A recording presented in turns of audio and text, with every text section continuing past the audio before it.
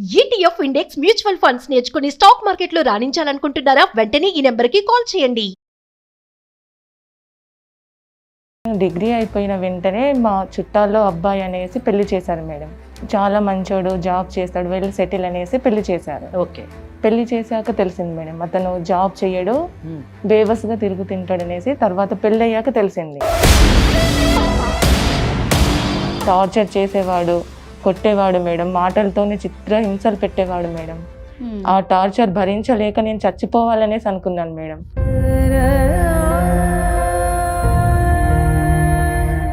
కానీ ఇంకా నా వల్ల కాలేదు మేడం. అదేలే, ఇంకా వద్దు, పెద్దల సమక్షంలో మేము మాట్లాడి విడిపోయాం మేడం. ఇంకా నాకు ఏ బంధం వద్దు అనుకొని నేను మళ్ళీ ఆ సిచ్యువేషన్ నుంచి బయటపడి హైదరాబాద్ వచ్చాను మేడం. కోర్సు చేస్తూ నాకు లక్కీగా సాఫ్ట్వేర్ జాబ్ వచ్చింది మేడం. సంతోషం. ఇది జాబ్ చేస్తున్నప్పుడు అసలు అక్కడే ప్రాబ్లం మొదలైంది మేడం. అక్కడే ప్రాబ్లం అయిందమ్మా. నేను జాబ్ చేస్తున్న సమయంలో నాకు పెళ్లి కాలేదు అనుకొని ఒక అబ్బాయి నేను నిన్ను ప్రేమిస్తున్నాను, నేను నిన్ను పెళ్లి చేసుకోవాలనుకుంటున్నాను అనేసి చెప్పాడు మేడం. ఓకే. అతను నాకన్నా 5 years చిన్న మేడం. నీకు పెళ్ళైనా నీ పిల్లల్ని నా పిల్లల్లాగా చూసుకుంటాను. బాగుంది. తర్వాత 1 year హ్యాపీగానే ఉన్నాం మేడం. వాళ్ళ ఇంట్లో వాళ్ళు ఒకరోజు సడన్గా కాల్ చేశారు మేడం. కాల్ చేసి రమ్మన్నారు ఇంటికి. 1 month వరకు ఆయన అడ్రస్ లేదు మేడం. అసలు నా కాల్ లిఫ్ట్ చేసేవాడు కాదు. అసలు నా గురించి అసలు కొంచెం కూడా పట్టించుకోలేదు మేడం. వదిలేసి వెళ్ళిపోయిండు. నా ఫోన్ కూడా ఆన్సర్ చేయలేదు మేడం. ఆఫీస్లో వెళ్ళి బాధపడుతున్నప్పుడు ఏమైంది అనేసి ఇతని గురించి అడిగినప్పుడు వాళ్ళు చెప్పారు మేడం, పెళ్ళి అనేసి మంత్ లీవ్ తీసుకున్నారు అనేసి చెప్పారు మేడం. హలో, చెప్పు నవీన్, ఎక్కడున్నా? ఇంట్లో ఉన్నా. ఇప్పుడు నా పరిస్థితి ఏంటి నవీన్? నువ్వు ఇంటికి వెళ్ళిపోతే నేను పెళ్లి పనిలో ఉన్నాను, డిస్టర్బ్ చేయకు సరేనా? పెళ్ళి అంటున్నావేంటి నవీన్? అంటే మరి నీకు నాకు సెట్ అవ్వట్లేదు. నీకు నాకు చాలా ఏజ్ డిఫరెన్స్. యాక్చువల్గా నీకు 35, నేను చిన్నోడిని. అప్పుడు ఏదో నేను చూసి ఏదో అలా డిసైడ్ అయ్యాను, కానీ ఇప్పుడు నాకు వద్దు. సో నీ దారి నువ్వు చూసుకో, ఓకేనా? ఎక్కడున్నావు నవీన్ మీరు?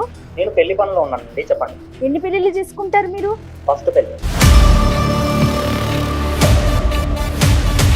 నీకు రమ్యకి పెళ్ళయింది, అవునా కదా? కాదు. ఏది ఫేక్? Registration certificate ఫేకా?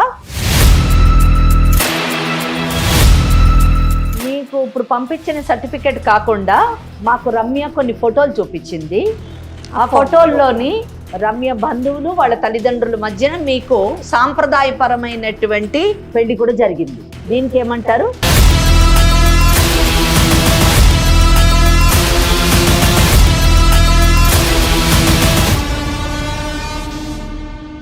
కాళ్లలో నొప్పి, నరాల వాపు వంటి లక్షణాలతో బాధపడుతున్నారా? వెరికోస్ వెయిన్స్ లో అత్యాధునిక చికిత్స Avis vascular centre. Avis hospital సమర్పించు లీగల్ అడ్వైస్ కార్యక్రమానికి స్వాగతం. నాతో పాటు అడ్వకేట్ వెంకటేశ్వరి గారు ఉన్నారు. నమస్తే అమ్మా. అమ్మ, సాధారణంగా ఎవరైనా సరే జీవితంలో ఒక్కసారి మోసపోతారు. కానీ మన దగ్గరకు ఒక అమ్మాయి వచ్చిందమ్మా, తన జీవితంలో 2 సార్లు మోసపోయి ఇంకా అసలు నాకు ఈ జీవితమే వద్దు, నా వల్ల కావట్లేదు, నేను ఇంతటితో ఆగిపోదాం అనుకుంటున్నాను, తనువు ఛాలెంజ్ చేయాలనుకుంటున్నాను అన్నట్లుగా వచ్చి నన్ను కలిసింది. అట్లా కాదమ్మా, ఒకసారి మాట్లాడదాము, మేడం ఉన్నారు, నీకు తగిన సలహాలు సూచనలు ఇస్తారు, నువ్వు ఎలా ముందుకు వెళ్ళాలో చెప్తారు అనేసి నేను చెప్పాను. చదువుకొని అంటే మన ముందు తరం ఆ ముందు తరాలను చూస్తే వాళ్ళకి చదువు తక్కువ ఉంటుంది, కానీ ఆత్మస్థైర్యం ఎక్కువ ఉంటుంది, చాలా ఎక్కువ. ఇప్పుడు అమ్మాయిల్లోని చదువు ఉంటుంది, సంపాదన ఉంటుంది, కానీ ఆత్మస్థైర్యం తక్కువ ఉంటుంది. అంతేకాకుండా సమాజంలో వచ్చినటువంటి సమస్యలను ఎదుర్కోవడానికి భయపడిపోతున్నారు. అమ్మాయిలు ముఖ్యంగా సమాజంలో వచ్చేటటువంటి సమస్యల్ని, అలాగే తమ జీవితంలో తలెత్తేటటువంటి సమస్యల్ని ఎదుర్కొనే స్థాయికి ఎదిగినప్పుడే నిజానికి రియల్ ఎంపవర్మెంట్, మహిళా సాధికారత అదేనేమని నేను అనుకుంటున్నాను. 100% true. It's golden words. Right, మరి అమ్మాయితో ఒకసారి మాట్లాడదాం. నమస్తే అమ్మా, నీ పేరేంటి? నమస్తే. నా పేరు Ramya madam. Okay, advocate Venkateswari అమ్మ. నమస్తే మేడం. నేను ప్రాపర్ ఖమ్మం మేడం. 15 years అవుతుంది మేడం నా మ్యారేజ్ అయ్యి. ఓకే. 2 పిల్లలు మేడం, ఒక బాబు ఒక పాప. నేను డిగ్రీ అయిపోయిన వెంటనే మా చుట్టాల్లో అబ్బాయి అనేసి పెళ్లి చేశారు madam. Arranged marriage. Arrange marriage. Very good. చాలా మంచోడు, జాబ్ చేస్తాడు, వెళ్ళి సెటిల్ అనేసి పెళ్లి చేశారు. ఓకే. పెళ్లి చేశాక తెలిసింది మేడం అతను జాబ్ చేయడు, బేవస్గా తిరుగుతుంటాడు అనేసి. తర్వాత పెళ్లి అయ్యాక తెలిసింది. అంటే ఎందుకు జాబ్ చేయట్లేదు అంటే అదొక లక్షణమా అతనిలో ఉన్నటువంటిదా, లేకపోతే జాబ్ దొరక్క, లేకపోతే ఆయన వాట్ ఈస్ ద రీజన్ అతను జాబ్ చేయకపోవడానికి కారణం ఏంటి? అతనికి ఇష్టం లేదు మేడం జాబ్ Okay. చేయడం. ఎందుకంటే జయ మీరు చూడండి, మనిషికి చాలా అవలక్షణాలు ఉంటాయి. అమ్మా ఏ లక్షణమైన అవలక్షణమైన భరించవచ్చు, ఒక తాగుబోతున్నా భరించవచ్చు, ఇంకేమన్నా భరించవచ్చు, కానీ మనిషిలో బద్ధకం అన్నది ఉండి అమ్మో. బాధ్యత లేకపోవడం అన్నది చాలా అన్నిటికంటే పెద్ద వ్యసనం అండి. అంటే అమ్మాయి ఒక వర్డ్ యూజ్ చేసింది, బేవస్సుగా తిరుగుతూ ఉంటాడని. అవును. అలా తిరగడం అన్నిటికంటే పెద్ద వ్యసనం అన్నది నా ఉద్దేశం. కరెక్ట్ అమ్మా, కరెక్ట్, రైట్ మా, చెప్పుమా. కానీ పెళ్ళైన తర్వాత ఇంకేం చేయలేను కదా మేడం, అందుకని భరించాను మేడం. మారుతాడేమో అనేసి భరించాను. ఇంట్లో పనులు కూడా చేసేవాడు, అంటే సంపాదించేవాడు కాదు మేడం. మరి ఎట్లా మీకు పోషణ ఎట్లా? తర్వాత నేను కొద్ది రోజులకు నేనే స్కూల్లో చెప్పడానికి వెళ్ళాను మేడం. 5,000కి శాలరీ మేడం, నేనే చెప్పడానికి వెళ్ళాను. అవి కూడా లాగుకునేవాడు మేడం నా దగ్గర నుంచి. ఇల్లు గడవడానికి నాకు కష్టం అయ్యేది మేడం. అయినా కానీ మారుతాడు అనేసి అనుకునేదాన్ని మేడం. కానీ మారకుండా ఇంకా ఎక్కువ అయ్యేది మేడం. టార్చర్ చేసేవాడు, కొట్టేవాడు మేడం, మాటలతోనే చిత్ర హింసలు పెట్టేవాడు మేడం. ఆ టార్చర్ భరించలేక నేను చచ్చిపోవాలనేసి అనుకున్నాను మేడం.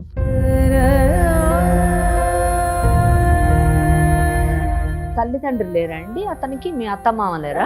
ఉన్నారు మేడం. మరి వాళ్ళు ఏం చెప్పేవారు కదా? వాళ్ళు ఏం చెప్పేవారు కాదు మేడం. మీరు సపరేట్ గా ఉండేవారు? మేము సపరేట్ ఉండేవాళ్ళం మేడం. వాళ్ళేమి మందలించేవారు కాదు? కాదు మేడం. వాళ్ళకి మీరు చెప్పారా కనీసం? చెప్పాను మేడం. అత్త మామ ఏమనేవారు? మీ ఇష్టం, మీకు మేము ఇచ్చేసాం కదా, మీరు సపరేట్ గా మీరు ఏడవండి. లిటరల్లీ. అలా చెప్పేవారు మేడం. ఓకే. కానీ తర్వాత అసలు మారకపోగా మళ్ళీ ఎక్కువ చేసేవాడు మేడం. చిత్రహింసలు ఎక్కువ చేసేవాడు. అనుమానం, ఎప్పుడు అనుమానం ఉండేది. అవలక్షణాలు ఉన్నాయి. ఇదంతా తట్టుకునేదాన్ని మేడం, ఎందుకంటే పిల్లలు ఉన్నారు మేడం. పిల్లలు కూడా ఉన్నారా? పిల్లలు ఎంతమంది పిల్లలు? ఇద్దరు మేడం. 7 years బాబు, 5 years పాప మేడం. ఓకే. మా ఇంటికి వెళ్ళి మళ్ళీ డబ్బులు కావాలి, కట్నం కావాలి, ఇంకా నాకు తక్కువ ఇచ్చారు, నాకు ఇంకా కావాలి అనేసి వాళ్ళని కూడా కొట్టాడు మేడం. కాదమ్మా, 7-5 years ఇద్దరు పిల్లల్ని పెట్టుకొని కూడా ఇంకా మారకుండా ఇంకా కొట్టడం, ఇంకా ఎన్ని సంవత్సరాలు భరిస్తావు? అది కాదు, ఇక్కడ మీరు గమనించదగ్గ విషయం ఏంటంటే 7 years బాబు ఉన్నాడంటే 8 years అయి ఉంటుంది మ్యారేజ్ అయ్యి. 8 సంవత్సరాలు ఈమె భరించడం అది విచిత్రం కదా. ఆయనని పోషించాలి, ఎదురుపెట్టి పోషించాలి, ఆయన యొక్క అవలక్షణాలన్నీ భరించాలి, పైగా తన్నులు తింటూ ఉండాలి, కంటిన్యూ చేయాలి, అతని టార్చర్ ని భరించాలి. తర్వాత ఏమైందమ్మా? పిల్లల కోసం ఇవన్నీ భరించాను మేడం. అదేలే. కానీ ఇంకా నా వల్ల కాలేదు మేడం. అదేలే. ఇంకా వద్దు, నా పిల్లల్ని నేను చూసుకుంటా, ఇతను నాకు వద్దు అనేంత విరక్తి పుట్టింది మేడం నాకు. ఇంకా వదిలేద్దాం అనేసి మా పేరెంట్స్ కి చెప్పాను మేడం. వాళ్ళు కూడా ఓకే అన్నారు. ఓకే అన్నాక పెద్దల సమక్షంలో మేము మాట్లాడి విడిపోయాం మేడం. పెద్దల సమక్షంలో విడిపోయిన కోర్టు ద్వారానే తీసుకున్నారు కదా విడాకులు? అవును మేడం, కోర్టు ద్వారానే తీసుకున్నాం. ఎందుకంటే జయ గారు, ఇక్కడ నేను ఒక విషయం చెప్పాలనుకుంటున్నాను, అంటే చూస్తున్నటువంటి ఆడియన్స్ కి చెప్పాలనుకుంటున్నాను. చాలా మంది పల్లెటూర్లలో కానీ ఈవెన్ సిటీలో కూడానండి, మా పెద్దలు కూర్చొని విడాకులు ఇచ్చారండి అని ఏదో వాళ్ళు రాసుకున్న పత్రం తీసుకొని వస్తారు, లేదా పోలీస్ స్టేషన్ లో విడాకులు తీసుకున్నామండి అని వస్తుంటారు, లేదా కుల పెద్దలు లేదా గ్రామ పెద్దల మధ్యన విడాకులు తీసుకున్నామండి అని వస్తుంటారు. ఇలా తీసుకున్న ప్రతి ఒక్కరికి చెప్పదలుచుకున్నాను, లేదా భవిష్యత్తులో ఇలా ఎవరైనా తీసుకోవాలని ఆలోచన ఉంటే కానీ చెప్తున్నాను, ఈ విడాకులన్న ఈ పత్రాలు ఇవన్నీ ఏవి చెల్లుబాటు కాదండి. ఒక న్యాయవాదులకి విడాకులు ఇచ్చే అధికారం లేదు, కుల పెద్దలకి విడాకులు ఇచ్చే అధికారం లేదు, లేదా పోలీస్ వ్యవస్థకి విడాకులు ఇచ్చే అధికారం లేదు, లేదా ఇంట్లోని పెద్ద మనుషులు, బంధువులు, ఈళ్ళ తల్లిదండ్రులు, వాళ్ళ తల్లిదండ్రులు విడాకులు ఇచ్చేటటువంటి అధికారం లేదు, లేదా మనలాంటి ఇటువంటి కార్యక్రమాల్లోని విడాకులు ఇచ్చేటటువంటి అధికారం లేదు. కేవలమును న్యాయ వ్యవస్థకు మాత్రమే విడాకులు తీసుకునేటటువంటి ఇచ్చేటటువంటి అధికారం ఉంది. సో అలా తీసుకున్నటువంటి విడాకులు మాత్రమే లీగల్ గా వ్యాలిడ్ డైవర్స్ అంటారు. అప్పుడే ఇంకొక పెళ్లి చేసుకునేటటువంటి అవకాశం ఉంటుంది, కానీ లేకపోతే మాత్రం ఏ చిత్తు పేపర్ కూడా విడాకులుగా కన్సిడర్ చేయబడదు, అది చెల్లుబాటు కాదు. ఇది నేను ఈ అవేర్నెస్ నేను పబ్లిక్ ఇవ్వాలని అనుకుంటున్నాను, అందుకే తప్పకుండా చెప్పాను. తప్పకుండా అమ్మా. Yes. ఇంకా అంతవరకు నయం, నయం. చట్ట ప్రకారం డివోర్స్ అంతే. తీసుకున్నారు. Yes. సరేనమ్మా, తర్వాత ఏం జరిగింది? తర్వాత మేమిద్దరం విడిపోయాం. పిల్లల్ని ఇంకా చూసుకోవాలి కదా మేడం, ఇంకా నాకు తప్పదు కదా మేడం. వాళ్ళ భవిష్యత్తు బాగుండాలనేసి నేను ఇంకా ఏ రిలేషన్ వద్దు, అదే ఇంకా నాకు ఏ బంధం వద్దు అనుకొని నేను మళ్ళీ ఆ సిచ్యువేషన్ నుంచి బయటపడి హైదరాబాద్ వచ్చాను మేడం. సూపర్. హైదరాబాద్ వచ్చి ఎంసీఏ చేశాను మేడం. మ్మ్. కోర్సు చేస్తూ నాకు లక్కీగా సాఫ్ట్వేర్ జాబ్ వచ్చింది మేడం. సంతోషం. ఇది జాబ్ చేస్తున్నప్పుడు అసలు అక్కడే ప్రాబ్లం మొదలైంది మేడం. అక్కడేం ప్రాబ్లం అయిందమ్మా? నేను జాబ్ చేస్తున్న సమయంలో నాకు పెళ్లి కాలేదు అనుకొని ఒక అబ్బాయి నేను నిన్ను ప్రేమిస్తున్నాను, నేను నిన్ను పెళ్లి చేసుకోవాలనుకుంటున్నాను అనేసి చెప్పాడు మేడం. ఓకే. అతను నాకన్నా 5 years చిన్న మేడం. నీకు పెళ్ళయింది, ఇట్లా 2 పిల్లలు ఉన్నారన్న విషయం చెప్పావా? తెలియదు మేడం, ఫస్ట్ అతనికి తెలీదు. తెలియకుండానే నన్ను ఇష్టపడ్డాడు. ప్రేమిస్తున్నా అనేసి చెప్పిండు మేడం. అతను ఇష్టపడ్డాను అనేసి చెప్పిన తర్వాత నేను వద్దు, నాకు పెళ్ళయింది, 2 పిల్లలు ఉన్నారు అనేసి నేను చెప్పాను మేడం. Very good. చెప్పాక ఒక 10 days నాకు కనిపించలేదు మేడం, Mhm. మాట్లాడలేదు. 10 days నాకు కనిపించలేదు. తర్వాత మళ్ళీ ఒక రోజు వచ్చి నీకు పెళ్ళైనా నీ పిల్లల్ని నా పిల్లల్లాగా చూసుకుంటాను, నేను నిన్ను హ్యాపీగా చూసుకుంటాను, నువ్వు ఇప్పుడు ఎలాగో మీ హస్బెండ్తో కలిసి లేవు కదా, నేను నిన్ను చూసుకుంటాను హ్యాపీగా అనేసి అన్నాడు మేడం. బాగుంది.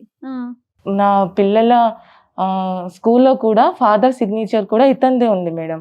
హ్యాపీగా చూసుకునేవాడు మా పిల్లల్ని. పెళ్లి చేసుకున్నారా? పెళ్లి చేసుకున్నాం మేడం. ఇటు మీ సైడ్ అటు వాళ్ళ సైడ్ ఇద్దరికి తెలిసే చేసుకున్నారమ్మా? లేదు మేడం, లేదా? వాళ్ళ సైడ్ తెలియదు, వాళ్ళ ఆ. పేరెంట్స్ కి తెలియదు మేడం. మా పేరెంట్స్ కి తెలుసు, ఆయన మా చుట్టాలకు తెలుసు మేడం, వాళ్ళ పేరెంట్స్ కి తెలియదు. వాళ్ళ తరపున అసలు ఎవరికి, బంధువులు ఎవరికి తెలీదా? తెలియదు మేడం. ఎందుకు తెలియదు? చెప్పలేదు అతను?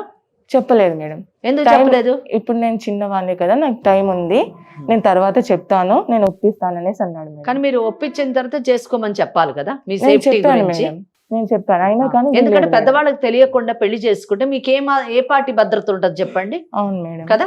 రేపటి రోజున ఏదన్నా ప్రాబ్లం వస్తే ఎవరిని అడుగుతారు మీరు? మీరు నేను ఆ చెప్పాను కండిషన్ మేడం. పెట్టాల్సింది. పెట్టాల్సింది. తల్లిదండ్రులకు చెప్పు, వాళ్ళ సమక్షంలోనే పెళ్లి చేసుకోనన్ను అని చెప్పాలి.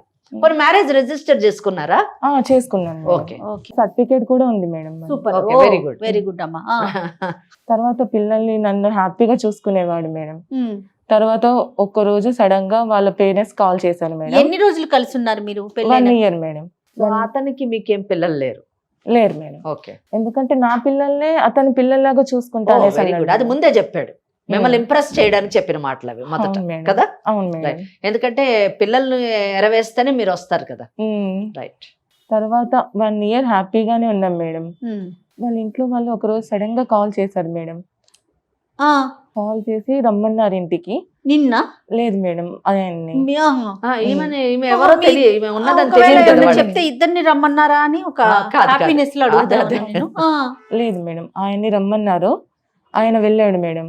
వెళ్ళాక ఒక 1 month వరకు ఆయన అడ్రస్ లేదు మేడం. అసలు నా కాల్ లిఫ్ట్ చేసేవాడు కాదు. అసలు నా గురించి అసలు కొంచెం కూడా పట్టించుకోలేదు మేడం. వదిలేసి వెళ్ళిపోయిండు. ఓకే. కొద్ది రోజుల తర్వాత నేను వెళ్ళి ఆఫీస్లో వెళ్ళి బాధపడుతున్నప్పుడు ఏమైంది అనేసి ఇతని గురించి అడిగినప్పుడు వాళ్ళు చెప్పారు మేడం, పెళ్ళి అనేసి 1 month లీవ్ తీసుకున్నారు అనేసి చెప్పారు మేడం. వాళ్ళు ఇచ్చారు. అంటే ఇప్పుడు తిని చెప్పేదాని ప్రకారం అమ్మా అతను ప్లాంట్ గానే వెళ్ళాడు. ప్లాన్ ఏముంది, వాళ్ళ ఇంట్లో పెళ్లి కుదిరింది, పెళ్లికి వెళ్ళాడు. ఆయనకు అన్ని తెలుసు, ఈమెకు తెలియదు, ఈమెను ఫూల్ చేశాడు అంతే. అంతే. ఇప్పుడు సింపుల్ థింగ్ అండి, అమ్మాయిలు ఎదుట వాళ్ళు మాట్లాడే విధానం బట్టి వాళ్ళు నమ్మిస్తున్నారా, మోసం చేస్తున్నారా, లేదా వీళ్ళు నమ్మకస్తులా కాదా అని తెలుసుకునేటటువంటి మెచ్యూరిటీ లెవెల్స్ కూడా వాళ్ళకి రావాలి. ఎందుకంటే ఇక్కడ మీరే చూడండి, కేసు ప్రజెంట్ చేసేటప్పుడు నాకు అర్థమైపోయింది నిజం చెప్పాలంటే. అందుకే నేను ఇందాక అన్నాను, పిల్లల్ని ఎర చూపిస్తేనే కానీ నువ్వు పడవు కదమ్మా అని అన్నాను. మరి దానికి కారణం ఏంటంటే ఆ అబ్బాయి ఏమో చదువుకున్నవాడు, సాఫ్ట్వేర్ ఉద్యోగం చేస్తున్నవాడు, తినకంటే 5 సంవత్సరాలు చిన్నవాడు, ఒక కుటుంబం ఉంది, పెళ్లి పెళ్లి చేసేటటువంటి అవకాశం ఉంది, పెళ్లి కుదిరేటటువంటి అవకాశం ఉంది. ఇటువంటి పరిస్థితుల్లో ఇద్దరు పిల్లలు ఉన్నటువంటి ఒక మహిళని పెళ్లి చేసుకోవాల్సిన అవసరం ఇతనికి లేదు. అంతే. ఫస్ట్ బిగినింగ్ లో కూడా ఈమె పరిచయం అయినప్పుడు ఈమెకి పెళ్ళైన విషయం తెలియదు అని చెప్పేసి ఈమె అనుకుంది, కానీ ఆయనకు అన్ని తెలుసు. అంతే. పెళ్ళయింది తెలుసు, పిల్లలు ఉన్నారని తెలుసు, అన్ని తెలుసు. ఓన్లీ ట్రాప్ చేయాలనుకున్నాడు, చేశాడు. అంటే ఉట్టిగా పెళ్లి చేసుకుంటాను ఇలా అని చెప్తే పడిపోయే రకం కాదు అని లొంగే రకం కాదు అని తెలుసుకొని పెళ్లి అనేటటువంటి ఒక సెంటిమెంట్ తో కట్టి ఆమెని ఫూల్ ని చేయాలనుకున్నాడు. నీ పిల్లల్ని నేను చూసుకుంటానని మళ్ళీ ఒక పెద్ద ఇది చేయడం. సో ఇక్కడ చూసారా, 2 కేసుల్లో కూడా అంటే మొదట ఉన్నటువంటి భర్త వాడు ఇర్రెస్పాన్సిబుల్, వీడు ఇంకా ఇర్రెస్పాన్సిబుల్. అది అందుకే నేను చెప్పానమ్మా, జీవితంలో 2 సార్లు ఓడిపోయింది, మోసపోయింది. రైట్. తర్వాత ఏమైందమ్మా? నెక్స్ట్ తెలిసినప్పుడు నేను వెళ్ళాను మేడం వాళ్ళ ఇంటికి. వాళ్ళ ఇంటికి వెళ్ళావా? అవును. అక్కడికి వెళ్ళేసరికి వాళ్ళందరూ చుట్టాలు పెళ్లి పనులు అంతా మొదలు పెట్టారు మేడం.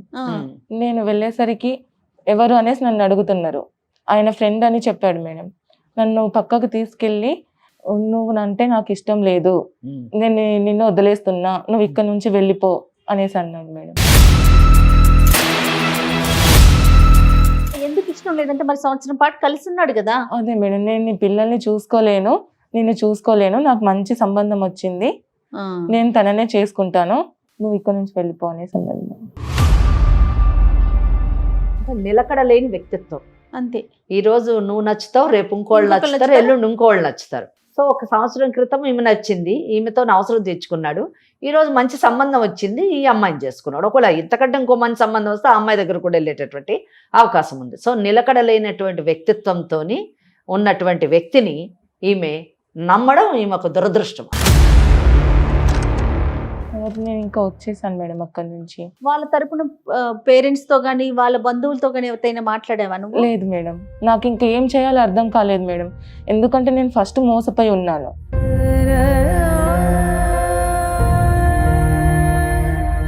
మరి ఇంట్లో మీ పేరెంట్స్ కి చెప్పావమ్మా? చెప్పలేదు మేడం, ఎందుకంటే మళ్ళీ ఇప్పుడు కూడా ఈ సిచ్యువేషన్ తెలిస్తే వాళ్ళు ఏమైపోతారనేసి భయపడి నేను చెప్పలేదు. నన్ను ఏం చేయమంటారు మేడం ఇప్పుడు? మీకేం కావాలి అన్నది మొదట మీరు నిర్ణయం తీసుకుంటే దాని ప్రకారము తప్పకుండా చట్టాన్ని ఆశ్రయించవచ్చు.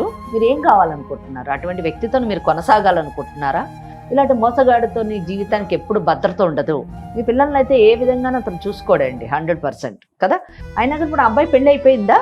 కాలేదు మేడం, ఇంకా పెళ్లి పనులు అవుతూ ఉన్నాయి. ఓకే, మరి మీకేం కావాలనుకుంటున్నారు? నాకు ఆయన కావాలి మేడం. ఓకే, ఆయన కావాలి. ఎందుకంటే నా పిల్లలు ఉన్నారు కదా మేడం. ఫస్ట్ నేను మోసపోయాను, మళ్ళీ వీళ్ళకి నేను చెప్పుకోవాలి కదా మేడం. అంటే మీకు నమ్మకం ఉందా? ఓకే, కావాలన్నారు, చాలా బాగుంది, పెళ్లి చేసుకున్నారు కాబట్టి నా భర్త నాకు కావాలి అనడంలో తప్పులేదు, అది మీ హక్కు. కానీ ఇటువంటి వ్యక్తి, మోసం చేసేటటువంటి వ్యక్తి, నమ్మడానికి వీలు లేనటువంటి వ్యక్తి, నిలకడత్వం లేనటువంటి వ్యక్తి, ఏమాత్రం మీ బిడ్డల బాధ్యత తీసుకోవడానికి అంగీకరించినటువంటి వ్యక్తి, అంటే వివాహమే మోసం మీద నడిచింది, ప్రారంభమైంది. అటువంటి వ్యక్తి తోని భవిష్యత్తు బాగుంటుందని మీకు నమ్మకం ఉందా?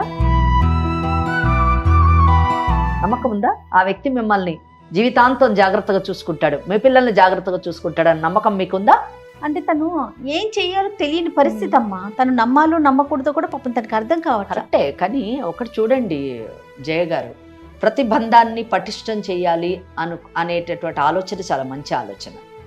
కానీ బంధం, మనుషులు లేదా ఆ రిలేషన్షిప్ బంధం పటిష్టం కావచ్చు, కానీ మనసులోని ప్రేమ బాధ్యతని ఎవరైనా పెంచగలరా? అసలు అటువంటి చట్టాలు ఉన్నాయా? అటువంటి యంత్రాలు ఏమన్నా ఉన్నాయా అన్నది మనం ఆలోచించదగిన.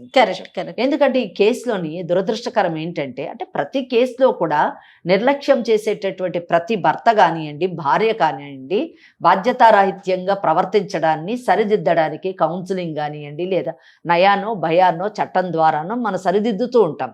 కానీ మనిషి పట్ల మనిషికి బాధ్యత కానివ్వండి, మనిషి పట్ల మనిషికి ప్రేమాపేక్షలు పెంచడం కానివ్వండి జరుగుతాయా అన్నది ఆలోచించినప్పుడు అది చాలా రేరెస్ట్ కేసు అనే చెప్పాలి, కానీ 100% జరుగుతుంది అని చెప్పడానికి లేదు. నేను ఇక్కడ ఈ కేసులో ఎందుకు ఇంత డిఫరెంట్గా అంటే, సాధారణంగా ఎప్పుడైనా ఎవరైనా కలపాలి అంటే ఫస్ట్ నేనే కలపాలి అని అంటాను. కానీ ఈ కేసులో చూసారా, ఇక్కడ పెళ్లి ఒక మోసం అండి. పెళ్లి ఇష్టంతో చేసుకున్నది కాదు. ఈ అమ్మాయి ఫ్రెష్ కేసు అయితే ప్రేమించాడు, వెనకబడ్డాడు, పెళ్లి చేసుకున్నాడు అంటే ఒక అర్థం ఉంది. పెళ్ళయి 2 పిల్లలు ఉన్నటువంటి తల్లిని, తనకంటే 5 ఏళ్ళు పెద్దామని ప్రేమించాడు, పెళ్లి చేసుకున్నాడు అంటే అది ఏ విధాన నమ్మశక్యం కానటువంటి విషయం. అది కేవలం మోసం మాత్రమే, అవసరం తీర్చుకోవడానికి చేసిన చర్య మాత్రమే. అటువంటి వ్యక్తి తన బాధ్యతని భవిష్యత్తులోని నిర్వర్తిస్తాడా? ఆ బిడ్డలకి ఆ వ్యక్తి నుంచి భద్రత ఉంటుందా? ఈమెకు భద్రత ఉంటుందా? ఈ జీవితం కొనసాగుతుందా అనేటటువంటి ప్రశ్నలు చాలా నా మైండ్లో తలెత్తాయి. కాబట్టి ఆ అమ్మాయిని అడుగుతున్నాను, పర్వాలేదు మేడం, ఎలా ఉన్నా పర్వాలేదు, పెళ్ళంటూ అయ్యింది కాబట్టి సమాజం గురించి అయినా నాకు ఒక ప్రొటెక్షన్ గురించి అన్నా ఉండాలి, కంటిన్యూ చేయాలనుకుంటున్నాను, ప్రొటెక్ట్ చేయండి మేడం అంటే అది వేరే విషయం. లేదు మేడం, ఇటువంటి వ్యక్తితో నేను ఉన్నా ఒకటే లేకున్నా ఒకటే, నా బిడ్డల్ని నేను పెంచుకొని నేను ముందుకు సాగుతాను. ఎందుకంటే ఆమె ఫస్ట్ మ్యారేజ్ బ్రేక్ అయినప్పుడే నాకు అసలు ఈ పెళ్లి ఈ జీవితం వద్దని విరక్తి చెందాను మేడం అని చెప్పి. అవునవును. ఇప్పుడు సెకండ్ టైం కూడా ఇలా జరిగినప్పుడు డెఫినెట్లీ అదే ఆలోచన ఆమెకు కలిగి ఉండొచ్చు. కానీ ఆ ఆలోచనకి సొల్యూషన్ నేను ఏదో సూసైడ్ లేదా అవి కాదు, కానీ ఒక పట్టుదల రావాలి. సమాజంలోనే నేను బ్రతకగలను, నా బిడ్డల్ని పెంచుకోగలను, ఇటువంటి మోసపూరితమైన వ్యక్తులతో భవిష్యత్తు ఏంటి, అంధకారం మాత్రమే అనే ఆలోచన కూడా మహిళల్లో రావాలండి, అమ్మాయి. సో ఆ ఆలోచనలో ఉందా, లేదు ఇతనితోనే కొనసాగుతుందా అనేటటువంటి దాంట్లో క్లారిటీ ఉంటే ఏ విధంగా అతన్ని మనం వెనక్కి తీసుకురావచ్చు చట్టం ద్వారా అన్నది నేను చెప్తాను. ఏమ్మా ఏంటి? నా పిల్లల కోసమైనా నేను కలిసి ఉండాలి మేడం. చాలా సంతోషం అండి, ఈమె మంచి నిర్ణయం తీసుకుంది జయ గారు. ఎందుకంటే పిల్లల గురించి నాకు ఆయన కావాలి అని అడిగింది. ఎందుకంటే తండ్రి లేనటువంటి బిడ్డలు ఎటువంటి మానసిక క్షోభకి లోనవుతారు, సమాజంలో వారు ఎన్ని అవమానాలను పొందుతారు అన్న విషయాన్ని ఆమె గమనించడం చాలా గొప్ప విషయమే. రెండోది, భర్త లేకపోతే సమాజంలోని ఆమె ఎటువంటి అగచాట్లు పడాల్సి వస్తుంది, ఎటువంటి అవమానాలకు లోను కావాల్సి వస్తుంది అన్న విషయాన్ని కూడా ఆమె గుర్తించింది. ఈ రెండింటిని దృష్టిలో పెట్టుకొని భర్త కావాలని కోరుకుంటుంది. కాబట్టి మీరు ఒక్కసారి అతనితో మాట్లాడండి. అతను ఆ మాటలు మనం చెప్పినటువంటివి అంటే అతను ఏమంటాడో, అతను ఎందుకు ఈ అమ్మాయిని వద్దనుకుంటున్నాడు, అసలు ఈ అమ్మాయి తరఫున ఏమన్నా తప్పులు ఉన్నాయా అన్న విషయం మనం తెలుసుకోవాలి. తప్పకుండా మరొకసారి కాల్ చేద్దామమ్మా. Okay madam. ఓకే. హలో చెప్పు నవీన్, ఎక్కడున్నావు? ఇంట్లో ఉన్నా. ఇప్పుడు నా పరిస్థితి ఏంటి నవీన్? నువ్వు ఇంటికి వెళ్ళిపోతే నేను పెళ్లి పనిలో ఉన్నాను, డిస్టర్బ్ చేయకు సరేనా? పెళ్ళి అంటున్నావేంటి నవీన్? అంతే మరి, నీకు నాకు సెట్ అవ్వట్లేదు. ఎందుకు? ముందు చెప్పావు కదా నువ్వు, నాకు మాట కూడా ఇచ్చావు కదా నువ్వు, నన్ను బాగా చూసుకుంటా అని. అవును, అప్పుడెప్పుడు అన్నాను, అది అనుకున్నాను, బట్ కుదరట్లేదు. నీకు నాకు కుదరట్లేదు. అది అప్పుడు తెలియదా నీకు? నీకు నాకు చాలా ఏజ్ డిఫరెన్స్. యాక్చువల్ గా నీకు 35, నేను చిన్నోడిని. నేను నీకు ముందే చెప్పాను కదా నవీన్. అప్పుడు ఏదో నేను అలా డిసైడ్ అయ్యాను, కానీ ఇప్పుడు నాకు వద్దు. ఇప్పుడు నన్ను ఏం చేయమంటావు? నీకు ఆల్రెడీ 2 పిల్లలు ఉన్నారు, అది అయిపోయింది. కానీ ఇప్పుడు నాకు వద్దు, నీ దారి నువ్వు చూసుకో, ఓకేనా? నాకు పెళ్ళయిందని తెలుసు, నాకు 2 పిల్లలు ఉన్నారని కూడా నీకు తెలుసు. నేను ముందే చెప్పాను, మాకు పెళ్లి కూడా లీగల్ గానే అయింది కదా, మళ్ళీ ఇప్పుడు ఎందుకు నన్ను వద్దంటున్నావు? ఇప్పుడు ఏం చేద్దాం? నేను సుమన్ టీవీకి వచ్చాను మేడం, నాకు ఏదో ఒకటి చెప్పండి మేడం, నాకైతే కావాలి మేడం అతను. ఏం పేరు అన్నావమ్మా? నవీన్. నమస్తే అమ్మా నవీన్. ఎవరు మీరు? అమ్మా నా పేరు జయ, ఇది సుమన్ టీవీ లీగల్ అడ్వైజ్ అనే ప్రోగ్రామ్ నుంచి నేను మాట్లాడుతూ ఉన్నాను. నాతో పాటు అడ్వకేట్ వెంకటేశ్వరి గారు ఉన్నారు. ఓకే, రమ్య మా స్టూడియోకి వచ్చింది తనకి న్యాయం చేయాలని, ఆ విషయంగా నీకు కాల్ చేశామమ్మా. నవీన్, నువ్వు ఒక 5 నిమిషాలు టైం ఇస్తే ఒకసారి నీతో మాట్లాడతాం. ఏం న్యాయం చేస్తారండి? ఏం న్యాయం చేస్తాము, ఏం అన్యాయం జరిగిందో మాట్లాడదాం, సరేనా? నువ్వు కొంచెం ఓపిక్గా వినగలిగితే, స్టార్టింగ్లోనే నువ్వు ఏం న్యాయం చేస్తావని అడిగితే నువ్వు చాలా న్యాయం చేసావు కదా, ఆ న్యాయం గురించి ఒకసారి మాట్లాడదాం. ఎక్కడున్నావు నవీన్ మీరు? మీకు పెళ్ళయిందా? నేను పెళ్లి పనిలో ఉన్నానండి, చెప్పండి. ఎన్ని పెళ్ళిళ్ళు చేసుకుంటారు మీరు? ఫస్ట్ పెళ్లి. ఫస్ట్ పెళ్ళా? ఇదే నీ మొదటి పెళ్ళి అంతే? అవును మేడం. అవునా? మరి రమ్య అని ఆ అమ్మాయితో పెళ్లి చేసుకున్నావని, 1 సంవత్సరం పాటు కాపురం చేసావని, రిజిస్టర్ ఆఫీసులో కూడా రిజిస్టర్ అయ్యిందని ఆ పేపర్లు కూడా చూసామమ్మా. అది నువ్వు కాదా అయితే? ఇది నీది వాట్సాప్ నెంబరే కదా, దీనికి మా టీం పంపిస్తారు. ఒక్కసారి ఆ ప్రూఫ్ ఏంటో నువ్వు చూద్దు గానీ. నాతో పాటు అడ్వకేట్ వెంకటేశ్వరి గారు ఉన్నారు, ఒక్కసారి మాట్లాడమ్మా. నవీన్, మీరు ప్రూఫ్ అడిగారు కదా, మీకు రమ్య అన్న అమ్మాయి తెలుసా? తెలుసు మేడం. ఎలా పరిచయము? తను నాకు ఆఫీస్ కొలీగ్. ఆఫీస్లో పరిచయం. ఎంతకాలం నుంచి పరిచయము? 2 years మేడం. 2 years. ఆ అమ్మాయికి పిల్లలు ఉన్నారా? ఉన్నారు మేడం. ఉన్నారు. 2 పిల్లలు ఉన్నారు. వాళ్ళు మీకు పుట్టారా? లేదు మేడం. ఎవరికి పుట్టారు? ఏమో తెలియదు. అంటే ఆమె భర్తకు పుట్టారా లేకపోతే మీకు తెలియదా? నాకు తెలియదు మేడం. మీకు తెలియదు. సరే. పిల్లలు ఉన్నారు. ఓకే, మీకు తెలియదు. సరే, ఒక్కటి మాత్రం మీకు తెలుసు అనుకుంటున్నాను, మీకు రమ్యకి పెళ్ళయింది, అవునా కదా? కాదు, ఫేక్ మేడం అది. ఏది ఫేక్? Registration certificate ఫేకా?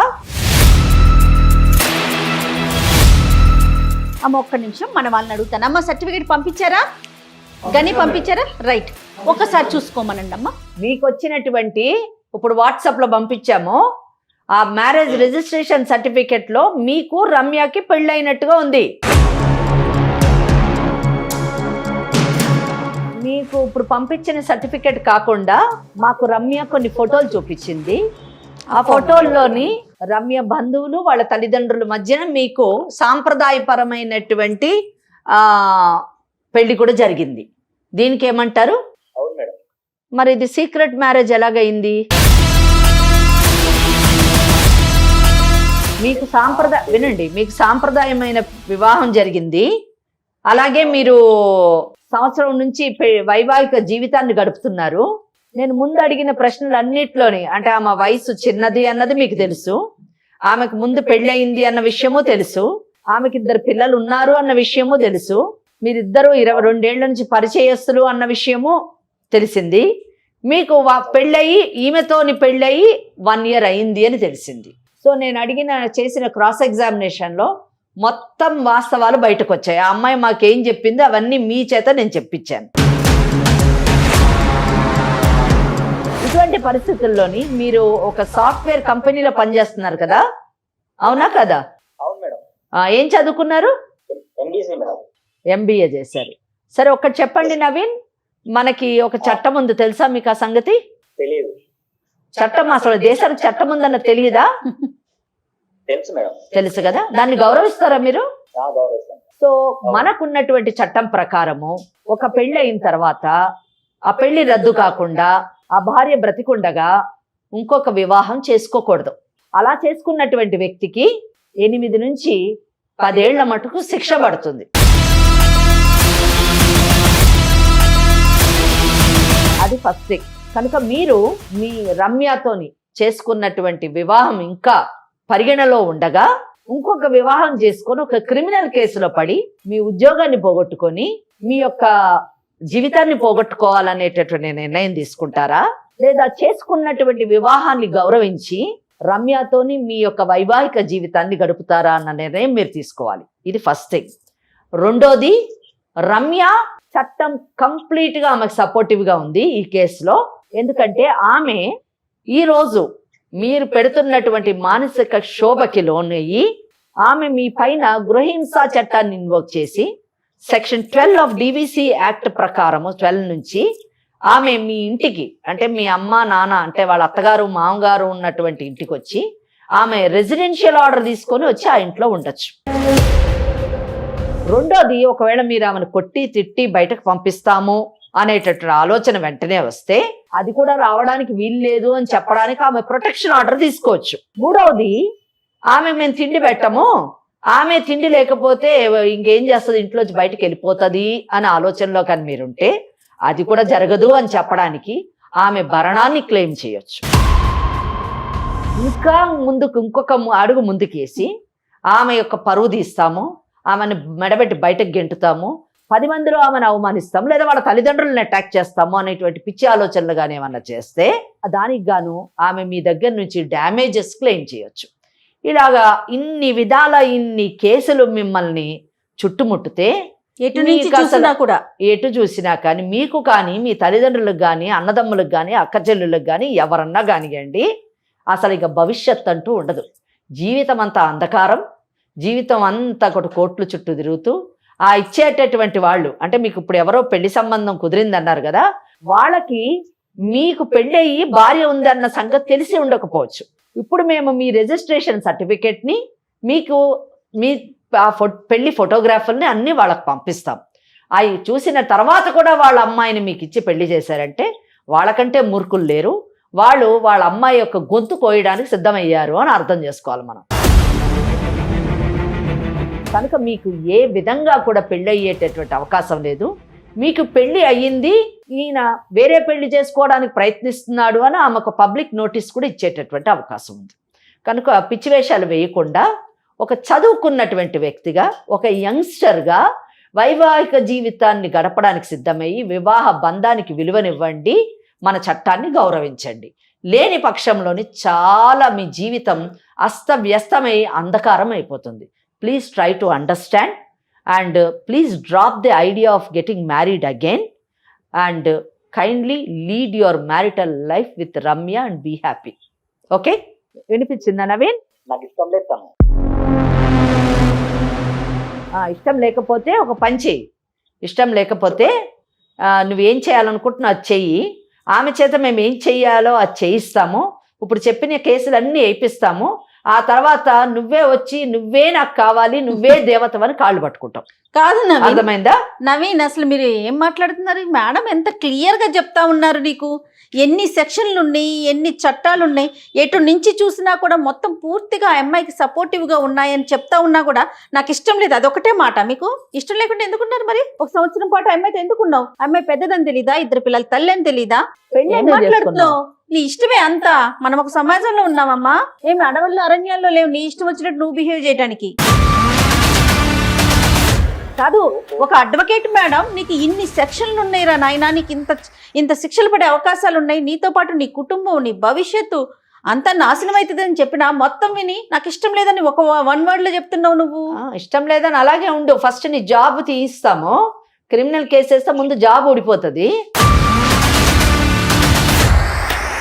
ఆ తర్వాత మీ అమ్మ నాన్న ఎవరెవరు ఉన్నారు అందరు లోపలికి వెళ్తారు, వాళ్ళని చూస్తూ ఆనందిద్దు. నువ్వు పెళ్లి కూడా చేసుకున్నావు, ఇంకో పెళ్లి. ఆ పెళ్లి చేసుకున్న తర్వాత జైల్లో 8 సంవత్సరాలు మీ చేసుకున్న అమ్మాయిని కూడా బెటరు కాపురం చేయడానికి. అర్థమైందా? నువ్వు ఒక్కడమే ఉంటావు జైల్లో.